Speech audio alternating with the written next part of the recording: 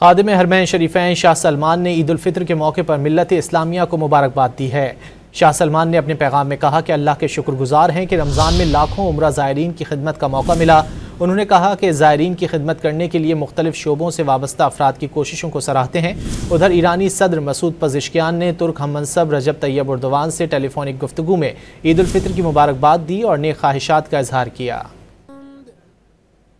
खादिम हरमैन शरीफैन शाह सलमान ने ईद उल फित्र के मौके पर मिल्लत इस्लामिया को मुबारकबाद दी है। शाह सलमान ने अपने पैगाम में कहा कि अल्लाह के शुक्रगुजार हैं कि रमज़ान में लाखों उम्रा ज़ायरीन की खिदमत का मौका मिला।